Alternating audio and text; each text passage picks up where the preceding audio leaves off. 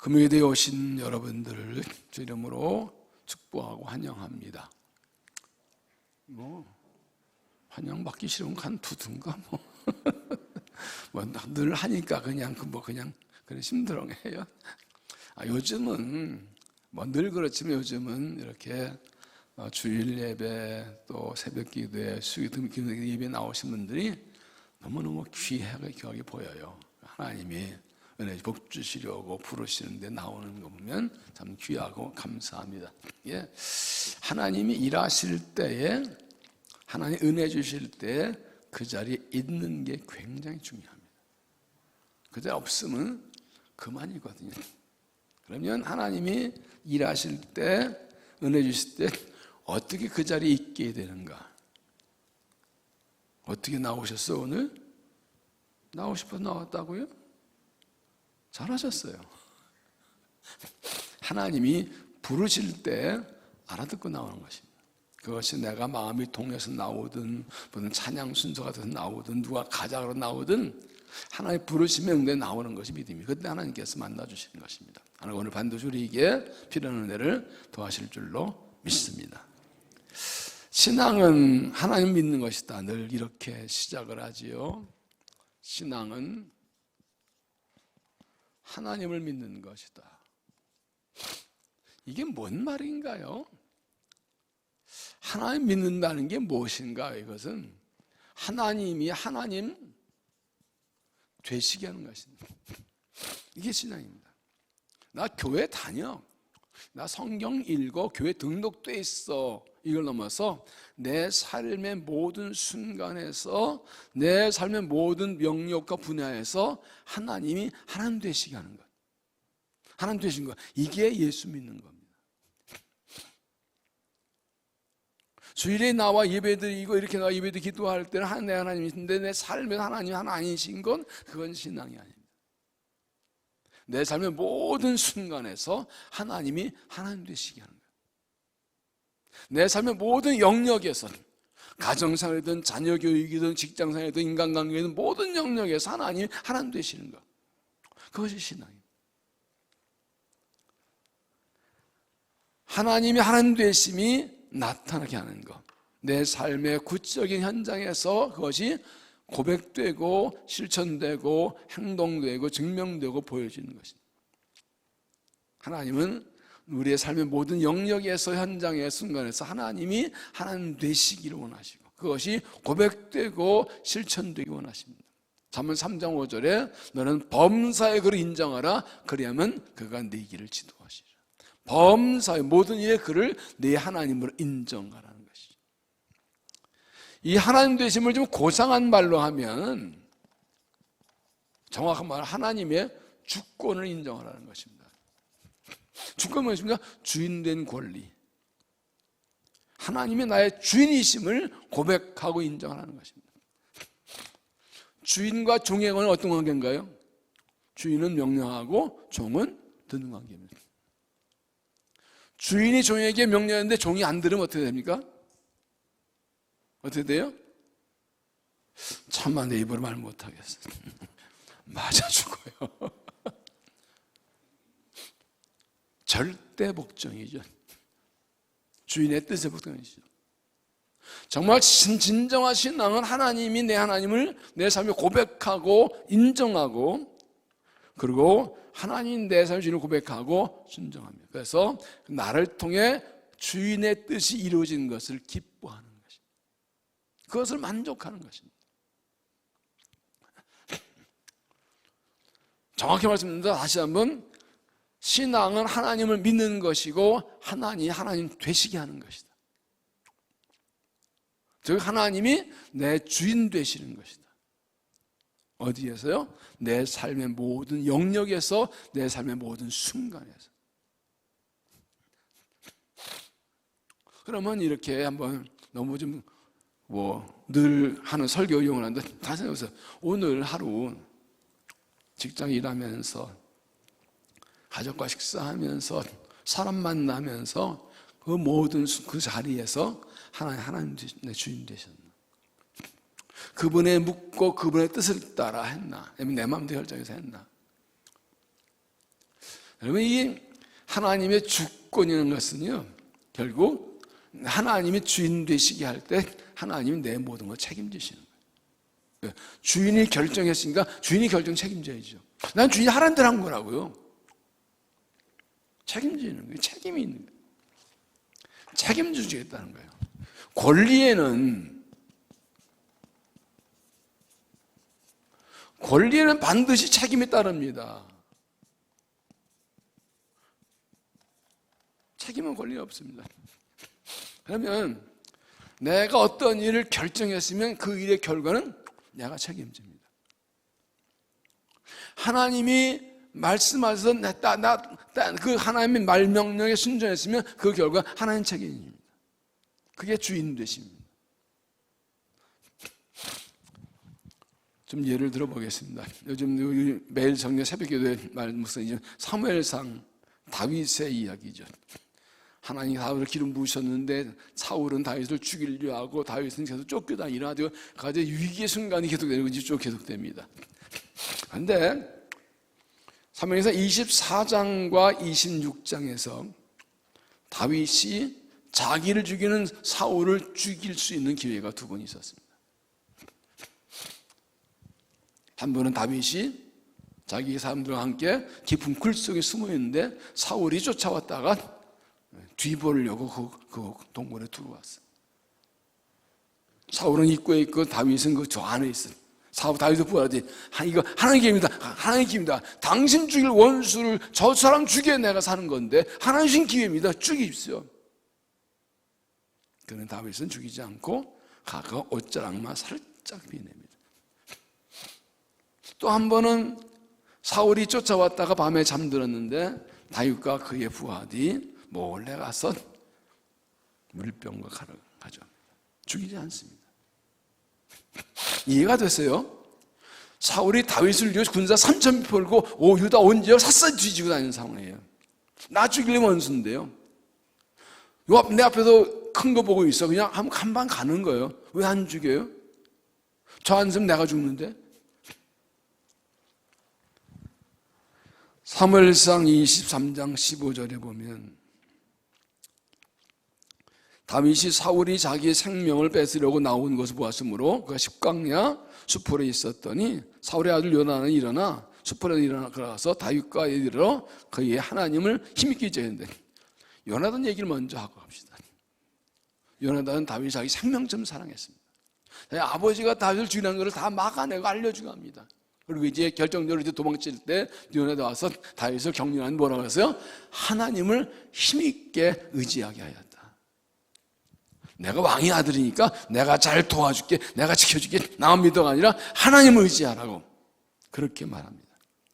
이어진 말씀 보면 곧 요나단이 그에게 이르기를 두려워하지 말라. 내 아버지 사울의 손이 네게 믿지 못할 것이요 너는 이스라엘 왕이 되고 나는 네 다음이 될 것을 내 아버지 사울도 안다 아니라. 잘 보세요.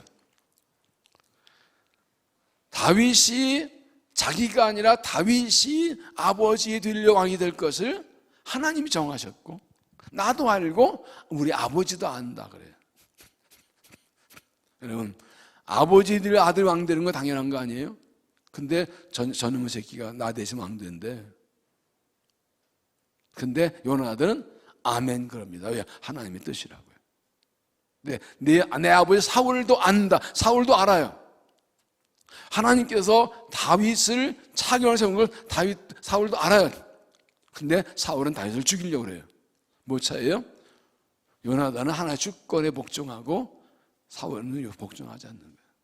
이미 버림받은 사람이에요. 그래서 하나님이 그를 버리신 거예요. 그러면 다윗은 이렇게 자기를 죽이려는 사울을 왜 안 죽여요? 사무엘상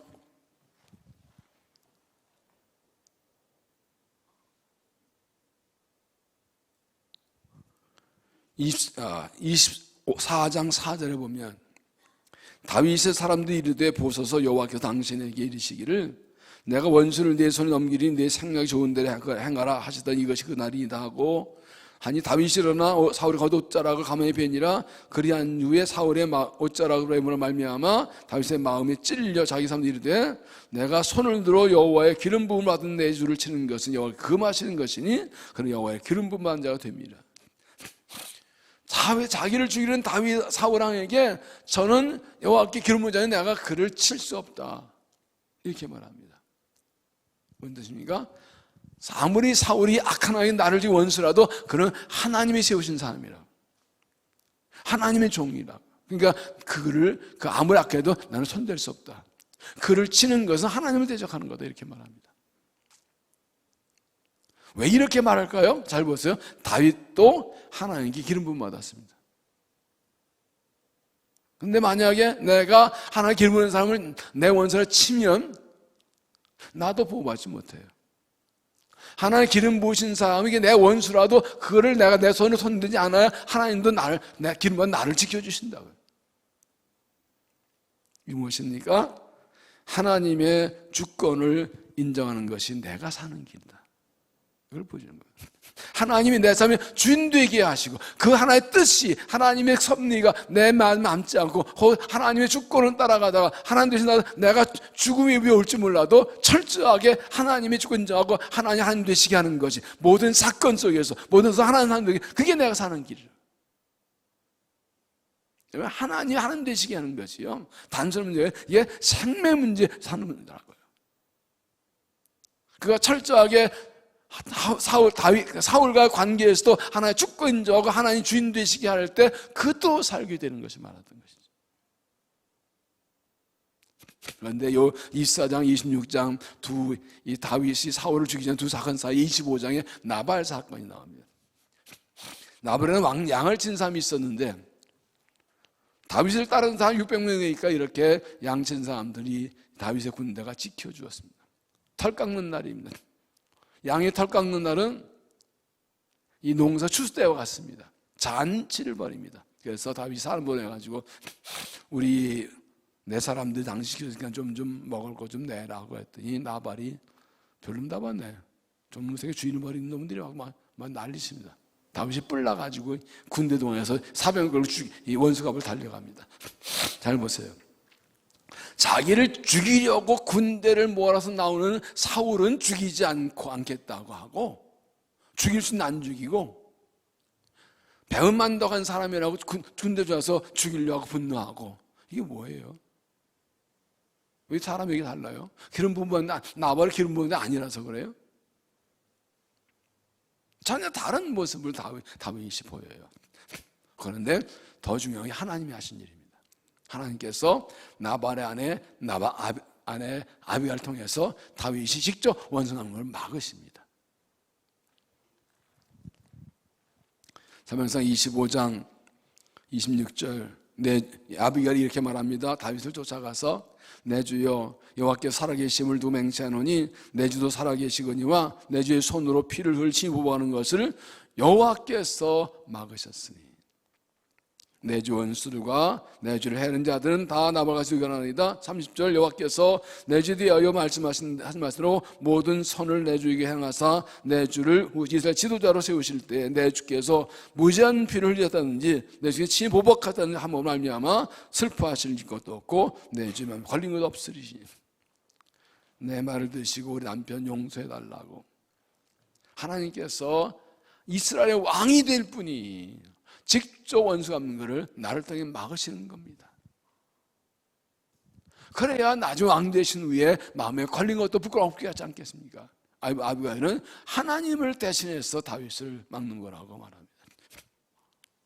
아비가일은 하나님의 뜻을 합니다.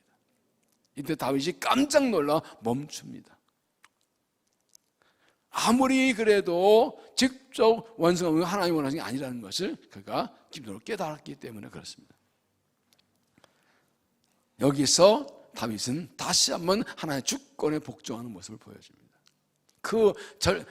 배신당하는 순간에도 하나님이 하나님 되시게 하는 것을 따라가고 순종합니다. 여러분, 이 다윗과 나발, 다윗과 사울 이 관계에 우리가 깨달은 게 무엇입니까? 모든 문제와 상황 속에서 중요한 것은 하나님과 나와의 관계라는 것입니다. 이게 핵심입니다. 이걸로 성경을 보아야 성경이 풀립니다. 모든 일과 사건, 일과 상황 속에서 중요한 게 나와요. 생각해보세요. 다윗이 있어요. 사울이 있어요. 그래서 나를 죽이려고 그래. 근데 다윗은 사울을 상대하지 않고 하나님을 상대합니다. 그 사울이 내게 원수라도 하나님 기름 부은 사람이라고 하나님을 생각합니다. 사울은요, 하나님이 기름 부으신 사람이었는데 불구하고 하나님 생각하지 않고 저놈의 새끼하고 죽이려고 합니다. 그러다 버림받습니다. 아말렉과의 전쟁에서 모든 사람을 죽이라는 명령에도 그걸 하나님을 불순종했다가 그건 버림받습니다. 이렇게 보세요. 너 하나님, 저 인간이 나를 죽이려고 그래. 나쁜 놈이야. 근데 하나님께서는 알아, 인정하는데 너는 나한테 누구니? 너는 나에게 어떤 사람이야? 나는 어떤, 이건 내가 알아서 할게. 나도 나쁜 놈 아닌 거 알아. 근데 너는 누구야 나에게? 나는 너에게 누구야? 어떤 하나님이야? 이걸 물으십니다. 너라는 것을 문제로 바꿔봅시다. 어떤 문제, 사건, 고난. 하나님 힘들어요. 힘도 아는데 너는 나한테 누구야? 나는 너에게 누구야? 나는 너에게 어떤 하나님이야? 모든 답은 여기서 나옵니다. 저 인간이 나빠요. 나쁜 놈이에요. 나쁜 애도 저거는 뭐 아무리 그렇다 따져봐 답이 안 나옵니다. 왜요? 하나님 내 하나님이기 때문에. 하나님은 내 하나님이세요. 그가 나를 만드셨어요. 내 아버지세요. 나의 주인이세요. 하나님과 관계가 풀리지 않고 아무것도 풀리지 않아요. 너무 힘든 고난거리고 문제가 있어요. 견딜 수가 없어요. 알아요. 그런데 그 고난과 문제는 하나님의 손 안에 있어요. 하나님 역사 인생의 주인이 있어요. 근데 우리는 자꾸 하나님 빼고 생각해서 저는 저게 그냥 저 사울로 저놈의 새끼가 나를 죽이려고 그러고 그러다 이거 잊어버려. 하나님 잊어버려. 하나님과 관계가 약해져요. 그러다 나가 떨어져. 문제는 하나님 힘들어요. 뭐보다 다 좋은데 이것만 생각하다 하나님과 기도하는 거 잊어버려. 약해지거나. 그래서 성경에 하나님께서 하시는 말씀의 핵심은 뭐예요? 여호와께로 돌아오라. 내게로 돌아오라. 나한테 해답이 있다. 나와 너의 관계에 해답이 있다. 하나님, 저놈의 인간이 힘들게 하니까 저놈의 인간의 관계 풀어놓고 내가 하나님께 나올게요. 아니, 나한테만 나와야 돼. 지금 너무 힘들어요. 바빠요. 문제가 심각해. 어려움 많아. 이거 저 해결해놓고 하나님께 아니, 나한테 나와야 해결이 돼. 순들까 자꾸 그래서 사탄은 우리로 하나님께서 시선을 돌리게 만듭니다. 하나님을 멀어지게 만듭니다. 그래야 내가 망할 거 아니기 때문에. 성경의 모든 것 다 여기에 모든 것이 원리가 있어요.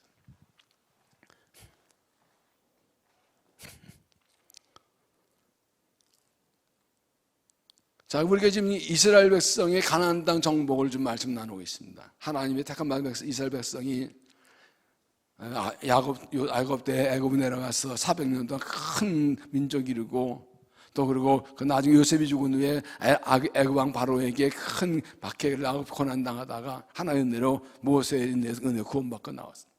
광야 40년을 지나고 가나안 땅 들어왔습니다. 지금 보십시오. 이스라엘 여정은 복받아가는 것이 아니야. 그 넘어서 하나님의 약속이 이루어지는 것입니다. 하나님의 뜻이 이루어지는 겁니다. 아브라함을 택하시고 그 아브라함을 통해서 큰배 이루게 하시고 그 아브라함을 통해서 모든 복받게 하시고 모든 민족 하나님께 돌게 그 하나님의 섭리 계획에 따라 이루어지고 가는 것입니다. 수백 년을 통해서 이루어지고 가는 것입니다. 이스라엘 가나안은 단순히 복받는 문제가 아니라 하나의 거룩한 뜻과 섭리의 역사가 이루어지는 그런 과정 중에 있습니다. 그래서 그들이 요단강 건너갈 때도 말씀 앞세우고 들어갈 때 요단 갈라졌고 여러 정복할 때도 언약궤를 메고 하나님 말씀대로 백년 돌다가 나갈 때 무너졌어요. 하나님이 하신 거예요. 그런데 이제 7장에 아간 문제가 터졌죠. 하나님께서 여리고성 들어갈 때 전리품을 아무도 가지지 말라고 하나님 바친 것이라고 했는데 아간이 탐욕에 의해서 6장에 보면 탐욕에 의해서 그것을 숨칩니다. 외투와 금은을. 그것 때문에 7장에서 아이성 전투에서 패배에 말았어요. 이 아간의 범죄가 왜 문제가 되나요? 왜 하나님께서 여리고성에서의 어느 전리품을 갖지 말라고 하셨나요? 이미 하나님께 바친 것이 되었다. 내 거다 그 말이죠. 왜 하나님께서 그 광야 40년 동안에 고생한 그들에게 그 여리고성의 풍부한 걸 가지 못하게 하셨나요? 그런 거 아닌가요? 여리고성은 가나안 땅의 첫 번째 성입니다. 그리고 그 성의 정복은 하나님이었습니다. 마치 농사를 지고 첫 열매 드리는 첫 번째 성의 첫 승리는 하나님께 돌리라는 거예요. 그래서 여리고성 그건 내 거다. 이 뭐예요? 나의 하나의 주권 인정하는 거예요. 하나님이 하셨다는 걸 인정하라는 거예요. 이 싸움은 하나님이 주셨다는 하나님을 인정하라는 거예요. 하나님 되심을 드러내라는 거죠. 아간이 이것을 어긴 것입니다. 아니 뭐 좀 아로나 외투 한 벌 금과 은을 훔게 온 가족이 멸살되라 큰 죄인가요? 뭐 마락 그 시간에서는 요즘도 도둑들하면 손을 잘라버린다는데 아니 그렇게 아름다운 외투 한 벌과 금은 훔게 그게 온 가족이 멸살당한 큰 죄인가요? 하나님 하나님 되심을 훼손하게 돼요.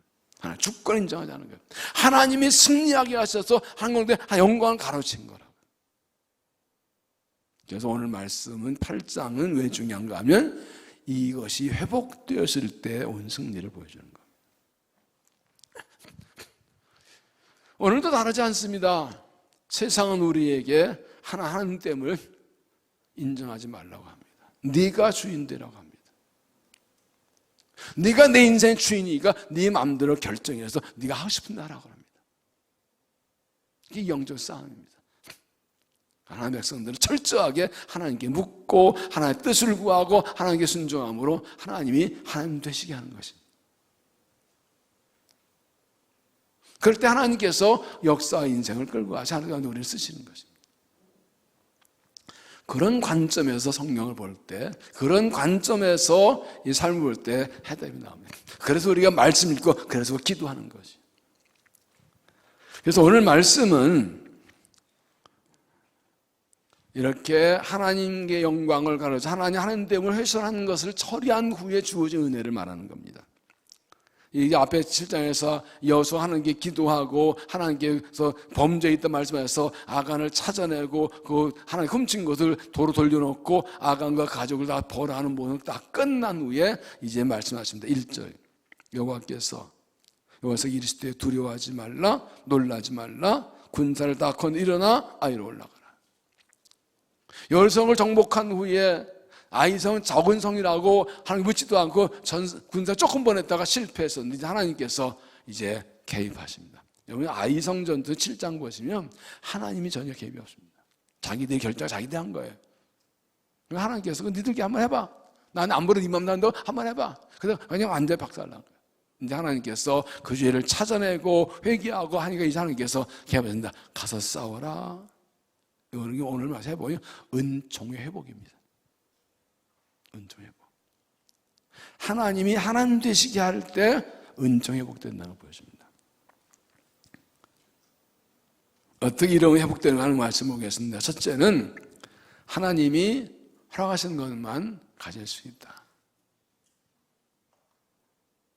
하나님이 허락하신 것만 가질 수 있다. 1절 여호와께서 여호수아 이르시되 두려워하지 말라 놀라지 말라 군사를 다 거느리고 일어나 아이로 올라가라. 보라 내가 아이 왕과 그의 백성과 그의 성읍의 모든 그의 땅을 다 네 손에 넘겨주었으니 승리가 보장됐습니다. 이미 천장 이전에 하나님께서 넘겨줬다 이겼다 다 네 거다 하고 하나님 선포하십니다. 여러분 다음에 아무리 애쓰고 노력해도 하나님 허락하지 않으면 내 거 아닙니다. 7장에서 이 이스라엘 백성들이 아이성이 작은 성이로 산천만 올려웃고 나왔다가 그냥 완전히 패배였습니다. 그러나 여리고성은 엄청 큰 성이지만 하나님 말씀드렸더니 그냥 한 번에 정복했습니다. 죄를 해결하고 하나 돌리니까 하나님께서 이제 올라가라 이겼다 내가 이 성을 주었다 말씀하십니다. 2절에 보십시오. 너는 여리고와 그 왕이 행한 것 같이 아이와 그 왕이 행하되 오직 거기서 탈취할 물건 가져들은 스스로 가지라. 앞에 6장에 여리고 성 정복 때는 그 왕을 다 죽이고 아무도 가지 말라 내가 바친 것이라 그러는데 여기에서는 똑같이 왕을 죽이나 거기 탈취한 것은 스스로 늘 다 가져 허락하십니다. 이제 비로소 다 여기 예쁜 옷이 있네, 금이 있네, 금이 있네, 이거 맛있는 거 있네, 나 이거 목걸이 하나 해야 되겠네. 이제 막 가지기 시작합니다. 이게 양도 나가질 거야. 그래 우리 한 나눠 갖자고. 내가 아무리 가지고 싶어도 하나 허락하지 않으면 내 거 아닙니다. 아무리 애쓰고 쓰고 노력해도 허락하지 못 가집니다. 어떻게 가졌다고 그냥 곧 날아갑니다. 아간처럼 하나 아는 것을 가지면 진노와 심판이 따라올 뿐이죠. 그래서 진정한 축복은 하나님과 나의 관계가 바로 됐을 때 누린다는 것입니다. 하나님과 관계가 올바를 때 진정한 축복을 누린다. 이게 설명입니다. 내가 애쓰고 노력하고 일 많이 하고 애도 많이 해서 아니라 하나님과 관계가 회복되면 다 하나님 해주시는 거예요. 어떤 문제가 있어도 하나님 관계 회복되면 하나님 책임져 주시는 거예요. 그러나 하나님 관계가 끊어지면 관계가 없으면 이거 해결될 게 없어요. 그건 내 것이 아니에요. 이러겠잖아요. 앞으로 남고 뒤로 미친다 하고 앞문에도 뒷문으로 빠져나간다. 이럴 때 생각나는 게 있어요. 지금 조윤성 목사 가끔 제가 얘기를 하는데 신대원 졸업하고 이제 전도사로 심할 때는 81년 2년 때인가 그래요. 그 당시에 전인전사 월급이 16만 원인가 교육전사가 13만 원 받았나? 딴 교보다 그 정도 됐어요. 근데 그 조윤 목사는 아이들 낳아서 이제 아이가 돌 될 때였어요. 근데 어디서 누가 이제 갑자기 10만 원이 생겼어요. 16만 원 받는데 10만 원이면 엄청 큰 돈이잖아요. 이야, 이거 뭐 할까? 그리고 이제 사모님하고 아이 데리고 이제 전철 타고 수원 처갓집을 갑니다. 근데 애가 막 돌 막 지났나 그런 돌 안 됐나 그런데 마주오는 전동차가 빵 할 때 애가 놀라 아주 경계해서 파란 똥을 쌌어. 병원 가서 병원 치료비가 10만 원 들었어. 그냥 날아가 버렸어. 모든 계획 끝나버렸어. 그래서 기도를 받고 하나님 돈보다도 건강 주세요. 그랬대. 한 500발은 뭐예요? 병 걸려서 병원에 600 갖다 주면 그건 뭐예요? 그래서 버는 복보다 누리는 복을 받아야 된다. 그래서 전도서에 누리는 게 복이라고 그랬어요.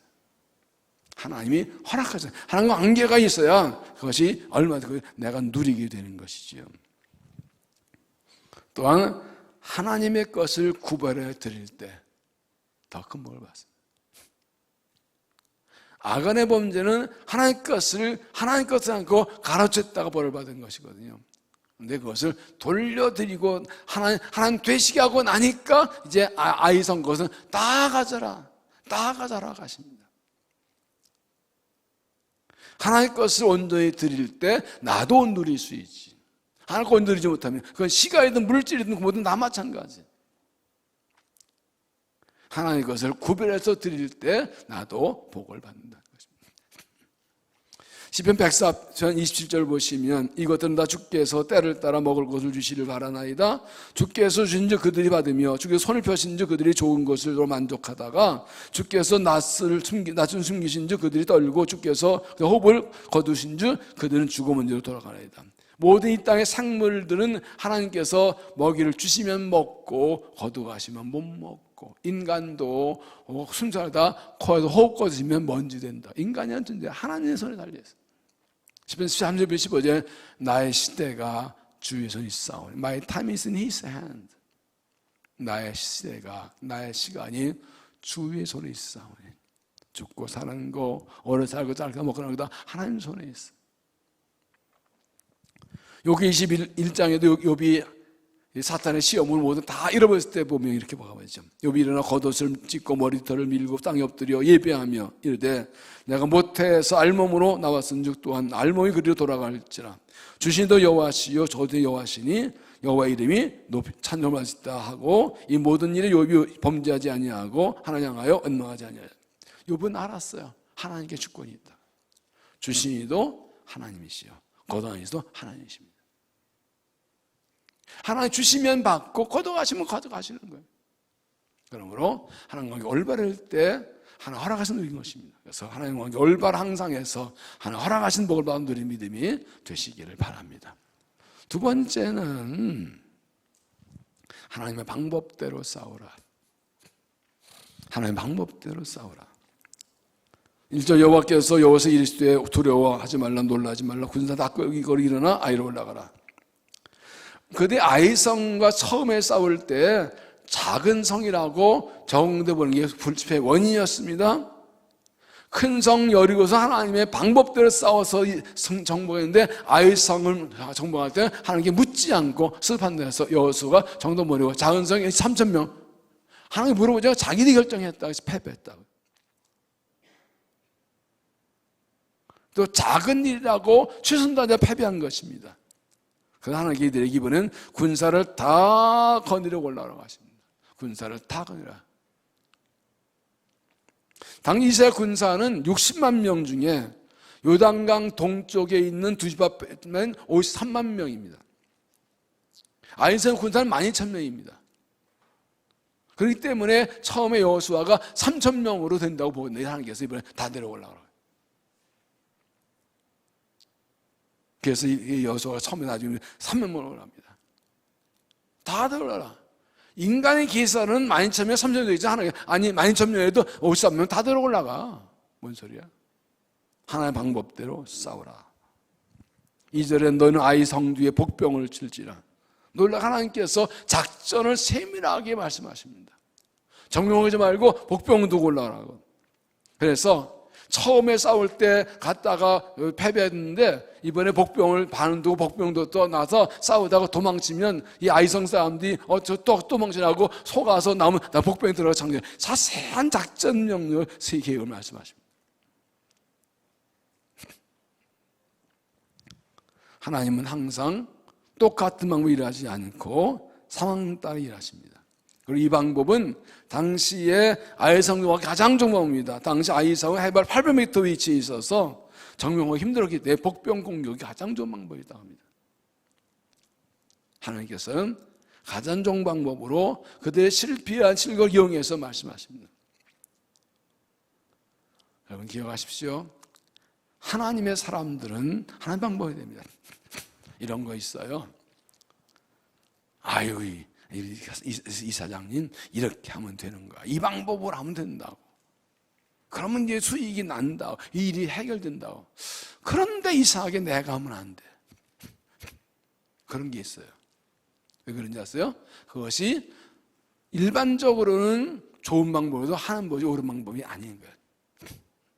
그래서 하나님 없는 사람들은 그렇게 해도 될지 몰라도 하나님 백성이 똑같은 방법 하나님 허락 안 하세요.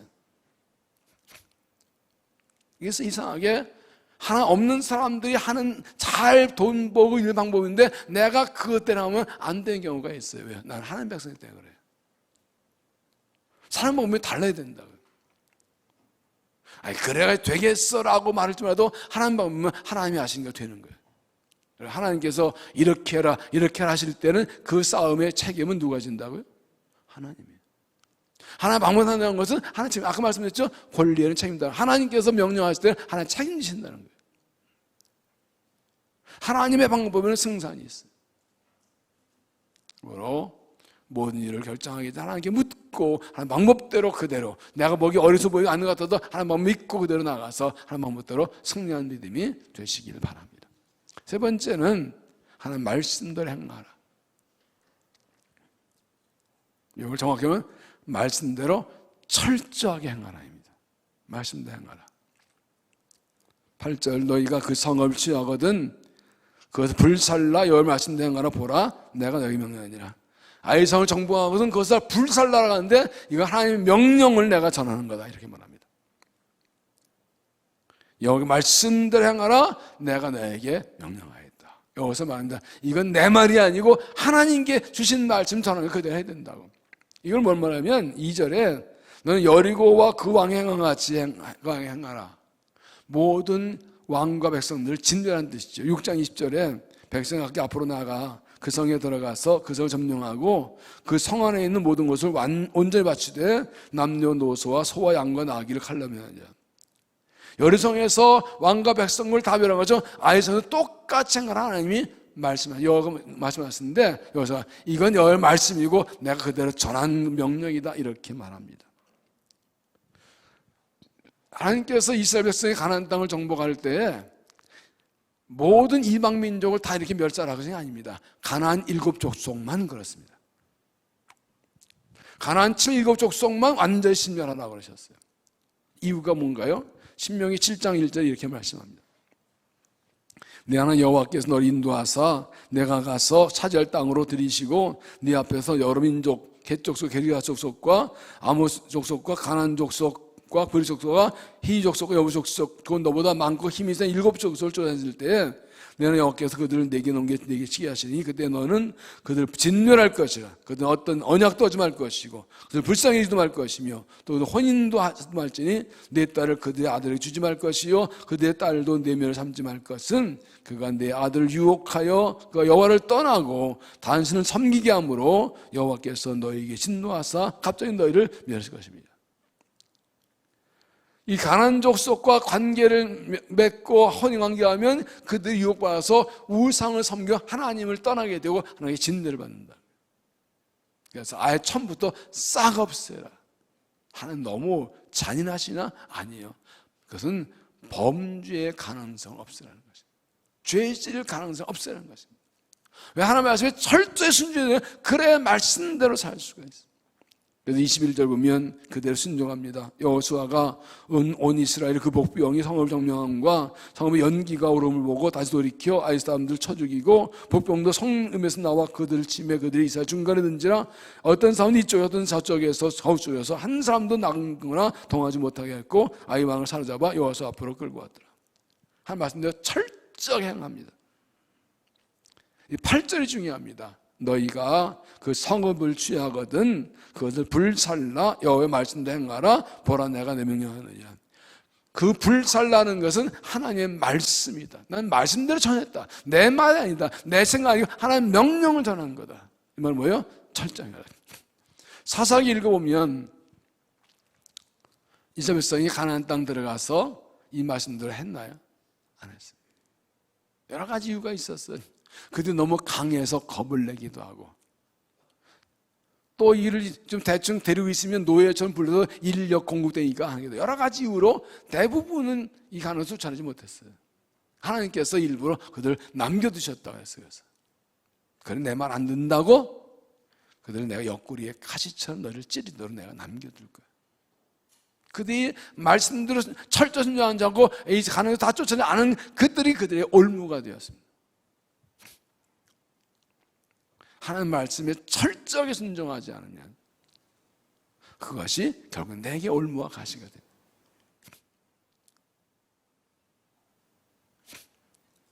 하나님 말씀이면 환경상 핑계 아주 철저히 그냥 그대로 해야 됩니다. 그대로. 변명 핑계 없습니다. 어떤 비행사가 되려고 조종사가 되려고 훈련을 받습니다. 계기만 뭐 다 배웁니다. 마지막 이제 시험 비행을 하려 할 때 이 가르치는 교관이 그러대요. 비행하다가 갑자기 구름 속으로 들어가게 돼 앞이 안 보일 때가 있을 것이다. 그때 자신의 감을 믿지 말고 기계판을 따라가라. 감 믿어 기계판 따라가라. 몇 번 강조하더래요. 이제 오늘 딱 비행기 하는데 갑자기 구름 속에 들어가는데 어딘지 모르겠는데 자기 감에는 이쪽이 맞을 것 같대. 자기 느낌에. 근데 여기 보니까 기계판은 이쪽을 가르치더래. 순간 고민이 된 거야. 분명히 이쪽이 맞는 것 같은데 내 느낌에 이 감이란 게 있잖아요, 사람이. 없어요? 사과만 좋아해요? 근데 계기판 이쪽인 거예요. 고민되는데 교감이 생각나서 딱 계기판을 따라갔더니 그걸 벗어났다는 거예요. 저도 그런 경험이 있어요. 전에 타던 차 처음 샀을 때 그때 막 이 내비게이션이 나올 때 되게 좋더라고. 그 몰고서 단양을 갔어요. 세미나가 있어서. 근데 그 세미나 끝나고 밤에 하루 못 자고 늦은 밤에 올라와야 되는데 딱 뚫러지기만.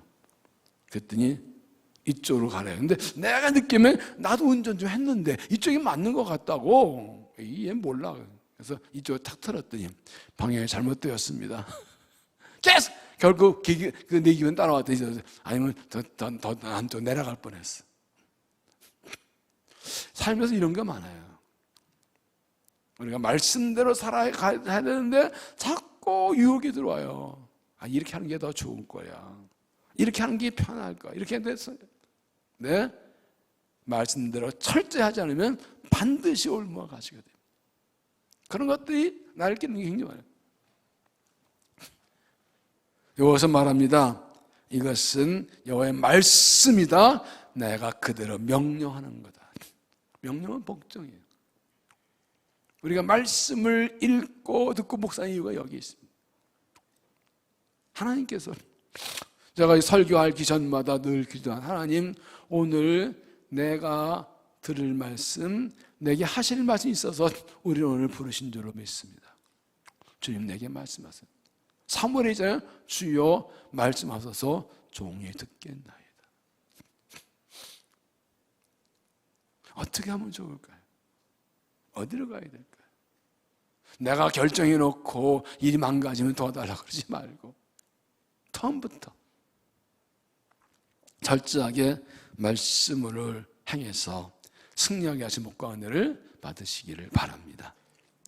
마지막으로 기도의 손을 들고 싸우라. 기도의 손을 들고 싸우라. 18절 여호와서 이르시되 내 손에 잡은 단창을 들어 아이를 가리키라. 내가 이 성읍을 내 손에 넘겨주리라. 여호수아가 그의 손에 잡은 단창을 들어 그 성읍을 가리키니 그의 손을 드는 순간에 복병이 그들의 자리에서 급히 일어나 성읍 안에 들어가서 점령하고 그 성읍에 불을 놓았더라. 아이성 사람들 공격하자 아이성 사람들이 딱 달려 나옵니다. 이스라엘 사람들이 도망갑니다. 그래서 아이성 다 나와서 하나님께서 손을 들어라. 여기서 단전 손을 들자 복병이 나와서 성을 점령 승리합니다. 하나님의 작전대로 된 것입니다. 그런데 26절에 보면 이렇게 말씀합니다. 아이주민을 연멸에 바치기까지 여호수아가 단창을 잡아 쓴 돈손을 거두지 아니었다. 복병에 신어준다면 딱 하면 끝나는 거예요. 근데 이렇게 들고 계속 있었대요. 아니 복병에게 신어줄 거면 한번 쫙 하고 그다음에 나오셨는데 그게 끝날 때까지 들고 있었대. 이러고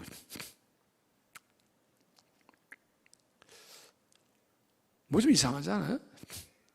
뭐 생각나는 거 없어요? 누구 생각나요? 네? 모세 생각나지. 왜 이 26절에 그 손을 거두지 않았다고 기록했을까? 근데 출애굽기 17장에서 아말렉과 싸울 때 여호수아가 군대를 몰고 나가 싸우고 모세는 산으로 올라갑니다. 너는 나가 싸우라. 내가 하나의 집을 들고 산으로 올라가라. 그 손을 들고 있습니다. 모세가 손을 들면 이스라엘이 이기고 내리면 이스라엘이 지고. 근데 모세가 손을 왜 내려요? 이기고 손을 들고 있는데 왜 내려요? 팔 아프니까. 나이 80 넘었잖아. 팔 아프니까. 그런데 아론과 우리 모세의 큰 방기 양쪽에 손을 받쳐서 내려오지 않게 해서 여호수아가 전쟁 일때까지 이 팔이 내려오지 않았다.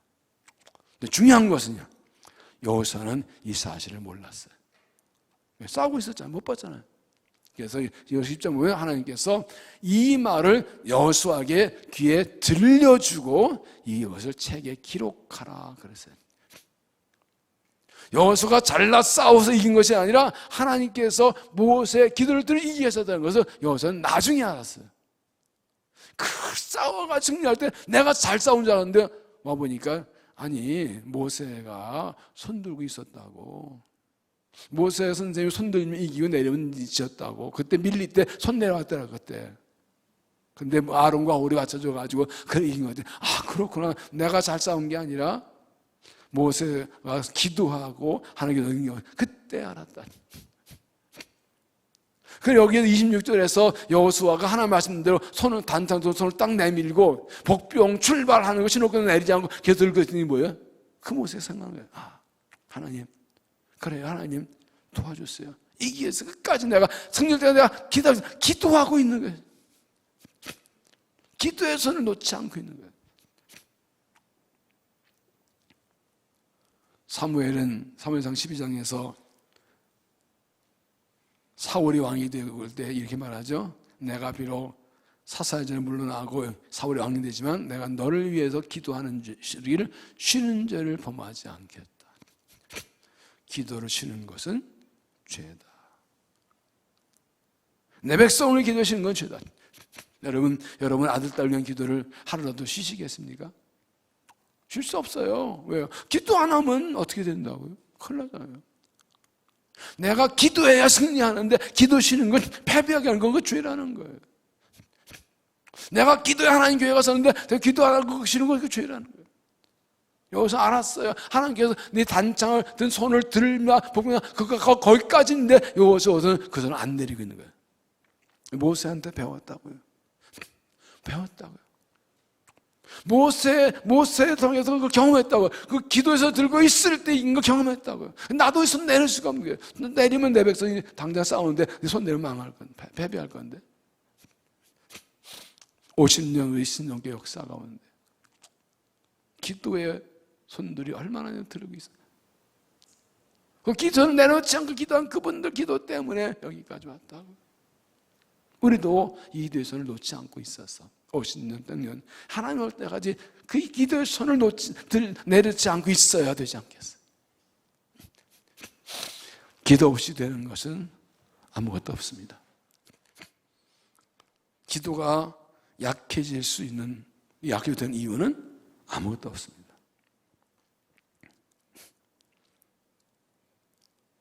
왜 여호수아가 이렇게 손을 끝까지 들고 있었을까요? 그는 전쟁의 승리는 하나님께 있다는 걸 알았어요. 우리가 열심히 싸우는 거 하나님이 하신다고, 하나님 승리 줄 때 그냥 손 들고 있는 겁니다. 끝날 때 들고 있는 겁니다. 기도를 쉬면 패배합니다. 기도 약해지면 패배합니다. 예수를 믿어갈수록, 신앙생활할수록 주위를 해볼수록 기도밖에 없어요. 그래서 이렇게 특별히 금요 기도에 기도하러 오신 분들이 귀해요. 새벽에 기도하신 분들이 귀해요. 디모데서 2장 8절에 보면 그러므로 각처에서 남자들이 분노와 다툼이 없이 거룩한 손을 들어 기도하기 원하노라. 각처에서 모든 삶의 자리에서 모든 영역 내가 있는 곳에서 남자들이, 남자만 기도 아니고 일꾼을 모든 사람이 모든 일꾼이 다 어떻게 한다고요? 분노와 다툼이 없이. 살다 보면 분노와 다툼이 있어. 이러다 보면 다투고 싸워요. 저 잘났다고 싸워요. 갈등과 대립과 문제 있을 때 다투고 싸우지 말고 어떻게 하라고요? 손 들고 기도하라고요. 거룩한 손을 들고. 기도하는 손은 거룩한 손이에요. 기도하실 때 자동적으로 손 들고 기도하게 되죠. 하나님께 손 들고 기도하게 돼요. 하나님 그 손을 거룩한 손이라고 그러세요. 이 손이 뭐가 거룩해요? 되게 못생겼는데. 그런데 하나님께서는 기도한 손을 거룩한 손. 거룩한 손을 하는 건 죄를 회개하고 기도하는 것이죠. 하나님, 우리가 각처에서 모든 삶의 현과 상황에서 모든 사람들, 특히 주 일꾼들이 뭐 다투고 싸우고 화내지 말고 그 대신 기도하기, 손 들고 기도하기 원하세요. 그 손을 거룩하다고 하죠. 그 손 들고 기도하는 응답하세요. 오늘도 기도하시면 두 손을 들고 나를 위해, 우리의 가정을 위해, 자녀를 위해, 다음 세대를 위해, 교회를, 민족을 위해서, 세계 열방을 위해서 하나님께 기도하십시오. 하나님 기도 들어주십니다. 기도대로 일하십니다. 하나님 가장 기뻐하시는 사람은 기도하는 사람.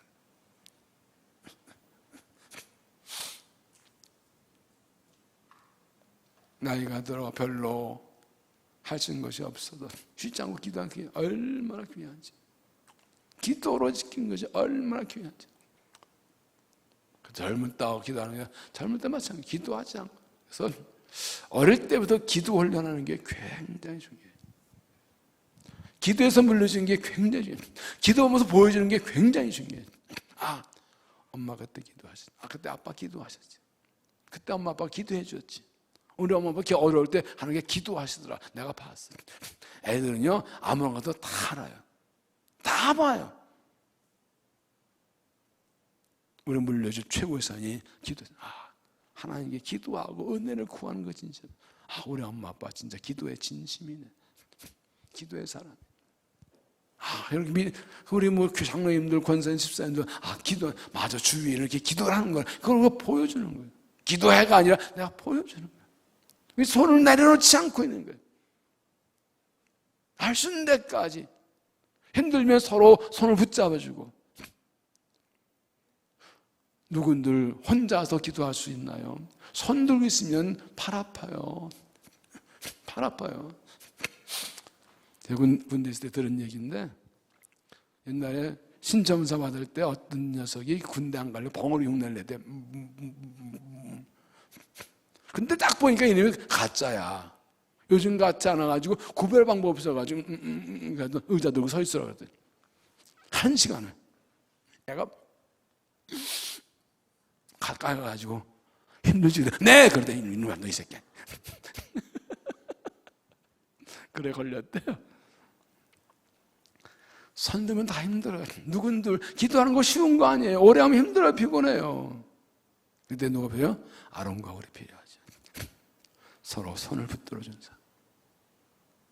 기도의 동력자. 우리는 혼자서 다 못해요. 서로 기도해 줘야 돼요. 서로에게 기도해 줘야 돼요. 어떤 어려운 문제가 상담 오는 분들은 제가 얘기하다가 그런 얘기 합니다. 기도 동력자 있냐고. 어려운 문제 있을 때 내 속을 다 털어놓고 기도 부탁할 때 정말 내 이야기처럼 듣고 내 문제를 같이 내가 똑같은 마음으로 기도하는 기도자 나한테 2명이 있냐고. 당신한테 있나요? 지금 당장 이름 떠올려보세요. 그거 없으면 참 곤란해요. 이 말은 내가 기도해 주는 사람이 세 사람이 있어야 된다는 거죠. 그가 내 기도, 서로가 동역자가 되는 거예요. 기도를 부탁하고 부탁받고 하고 기도해주고. 그래서 목장 모임, 예전도 모임이 중요한 거예요. 모든 모임은 기도 동역자 모임이 되는 거예요. 서로에게 모세가 되어지고 아론이 훌이 되어지는 거예요. 나 혼자 못해요. 전도 4장에 나온 대로 혼자 하면 패하고 두드리면 이기고 셋이면 이기는 거예요. 세겹절은 끊어지지 않는다 그랬어요. 모세, 아론, 훌.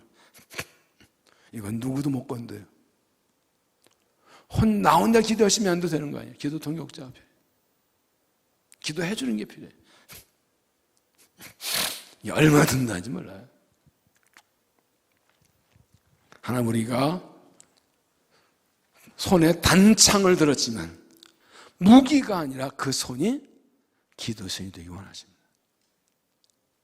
무기 든 손, 일하는 손을 넘어서 기도하는 손이 되기 원하십니다. 싸우는 단창을 든 손이라도 그 손이 기도의 손이 되시길. 우리가 오늘 모셔야 될 우리 후손들에게 기도의 손 들고 승리하는 것을 보여주고 경험하게 하고, 그래서 그 본받아서 여호수아처럼 모세를 기억하는 것처럼 정말 목숨을 기는 기도 용사들이 필요할 때면 루터가 말하지요. 나는 하루에 2시간 기도하는데 오늘 할 일 많아서 1시간 더 기도해야 되겠다. 그 책 있죠? 너무 바빠서 기도합니다. Too busy not to pray. 기도하지 않기엔 너무나 바쁘다. 할 일 많고 기도 안 하고 할 일이 많아서 어떻게 기도하지 않기에는 너무나 할 일이 많다. 내 힘으로 할 수 없으니까. 모든 부흥은 기도로 시작됩니다. 기도의 불을 붙는 겁니다. 부흥의 불길에 내가 기도로 소식에 내가 장작이 되는 겁니다. 하나님께서 회복과 부흥과 은혜를 주시는 것입니다. 기도를 들고 함께 싸워서 승리하는 믿음이 되시기를 바랍니다. 다시 말씀드립니다. 신앙생활의 가장 중요한 것은 하나님과 나와의 관계입니다. 하나님, 우리가 뭐 착한 일 많이 하고 바르게 살고 다 좋은데 그 전에 하나님 관계를 바로, 하나님 관계가 바로 되어 거기서 모든 것이 나오게 된 것입니다. 이스라엘이 아간의 범죄를 한 걸, 범죄 때문에 실패했을 때 하나님 말씀대로 찾아내고 정리하고 회복하고 나니까 승리를 주신 것이 오늘 말씀입니다. 그렇습니다. 하나님 주신 것 외에는 가질 수 없습니다. 허락하셔가십니다. 그렇기 때문에 하나님 관계 회복되어야 됩니다. 하나님의 방법을 쌓습니다. 내 하나님 방법을 싸워야 승리합니다. 그리고 하나님 말씀대로 철저하게 죄의 가능성을 끊어버리고 하나님 말씀은 철저하게 순종해야 합니다. 무엇보다도 이 모든 걸 위해서 기도의 손을 들고 기도하십시오. 하나님께서 우리 기도를 들으시고 우리 함께 하셔서 승리하게 하시고 온전 회복되게 하시고 약속 이기 하신 복과 쓰임받는 믿음 될 수 있기를 주 이름으로 축원합니다. 기도하겠습니다.